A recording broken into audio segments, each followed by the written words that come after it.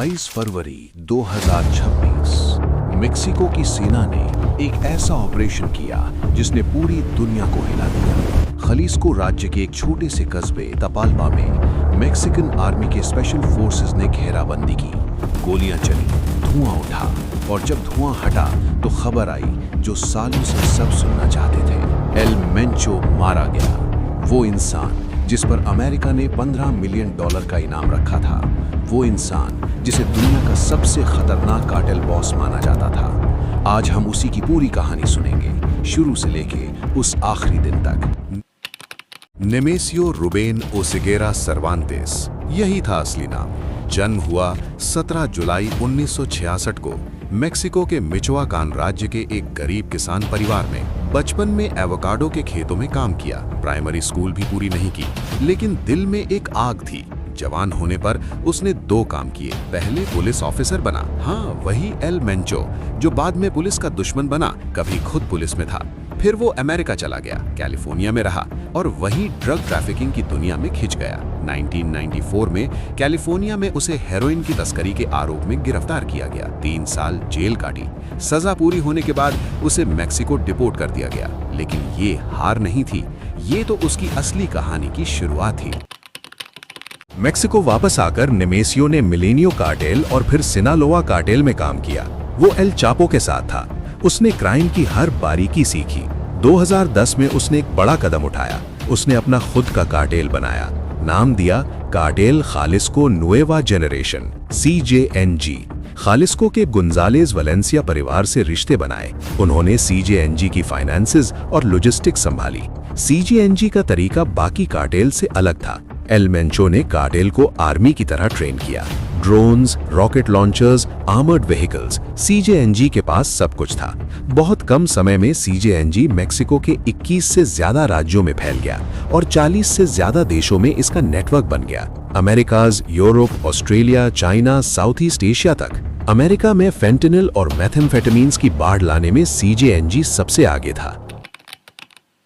El Mencho का खौफ इन घटनाओं से समझिए। 2015 में CJNG के लड़ाकों ने मैक्सिकन आर्मी के काफिले पर हमला किया। 8 पुलिसकर्मी मारे गए। पूरी दुनिया सन्न रह गई। 2015 में ही CJNG ने एक मैक्सिकन मिलिट्री हेलीकॉप्टर को मार गिराया, ये दिखाने के लिए कि वो किसी से नहीं डरते। 2020 में मेक्सिको सिटी के पुलिस चीफ ओमार गार्सिया हरफुज पर हमला। उनकी गाड़ी पर 400 से ज्यादा गोलियां चलाई गईं। गार्सिया हरफुज बाल बाल बचे और CJNG ने खुद सोशल मीडिया पर इसकी जिम्मेदारी ली। 2025 में अमेरिका ने CJNG को ऑफिशियली फॉरेन टेररिस्ट ऑर्गेनाइजेशन घोषित किया। US treasury secretary Scott Bessent ने कहा, "we are coming for terrorist drug cartels." El Mencho खुद इतना छुप कर रहता था कि उसकी बस चंद पुरानी तस्वीरें ही दुनिया के सामने थीं।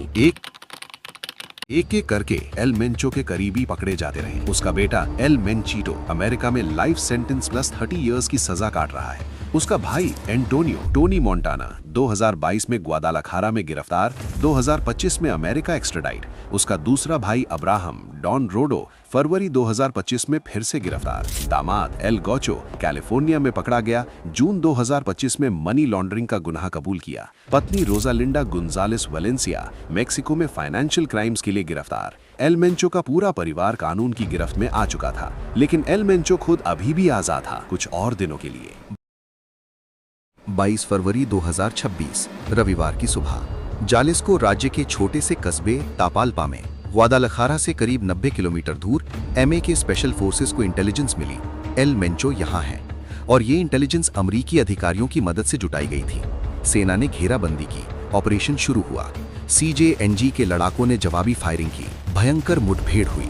8 CJNG सदस्य मारे गए। एल मेंचो गंभीर रूप से घायल हुआ। उसे हेलीकॉप्टर से मेक्सिको सिटी ले जाया जा रहा था इलाज के लिए, लेकिन रास्ते में ही उसकी मौत हो गई। मेक्सिको डिफेंस मिनिस्ट्री ने कंफर्म किया, नेमेसियो एल मेंचो ओसिगेरा सर्वांटेज मर चुका है। अमरीकी deputy secretary of state Christopher Landau ने कहा, यह मेक्सिको, अमेरिका, लैटिन अमेरिका और पूरी दुनिया के लिए एक बड़ी जीत है। लेकिन एल मेंचो की मौत की खबर फैलते ही पूरा मेक्सिको जल उठा। CJNG के लड़ाकों ने 20 राज्यों में 80 से 250 नार्को ब्लॉकेड्स लगा दिए। गाड़ियां, बसें, दुकानें जलाई गईं। पोर्टो वलार्टा में कॉस्को जला दिया। जेलें तोड़ी गईं। कर्फ्यू जैसे हालात बन गए। इस हिंसा में 25 नेशनल गार्ड के जवान, एक जेल कर्मचारी और कई सिविलियंस मारे गए। अमेरिका ने अपने नागरिकों को जलिस्को, मिचवाकान, तमाउलिपास समेत कई राज्यों में शेल्टर इन प्लेस का आदेश दिया। एयरलाइंस ने पोर्तो वल्लाटा और ग्वाडालाखारा की उड़ानें रद्द कर दी। हजारों टूरिस्ट्स फंसे रहे। एल मेंचो चला गया, लेकिन उसका आतंक अभी भी जिंदा था। लेकिन आपका मन में भी सवाल होगा, एल मेंचो के जाने के बाद सीजेएनजी का क्या होगा? एक्सपर्ट्स कह रहे हैं सीजेएनजी खत्म नहीं होगा।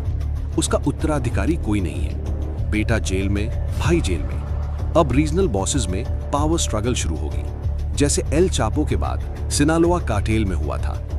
मैक्सिको में 2026 फीफा वर्ल्ड कप होने वाला है। ग्वाडालाखारा एक होस्ट सिटी है। ये हिंसा उस प्रिपरेशन को भी खतरे में डाल सकती है। एल मेंचो एक गरीब किसान से उठकर दुनिया का सबसे खतरनाक इंसान बना। उस पर $15 मिलियन का इनाम था और 22 फरवरी 2026 को उसकी कहानी खत्म हुई। लेकिन ये सिर्फ एक इंसान की कहानी नहीं है, ये उस पूरे सिस्टम की कहानी है जो ऐसे इंसानों को पैदा करता है। अगर ये वीडियो पसंद आई, लाइक करें, सब्सक्राइब करें और कमेंट में बताएं अगली बार किस क्राइम लॉर्ड की कहानी सुनना चाहते हैं। जय हिंद।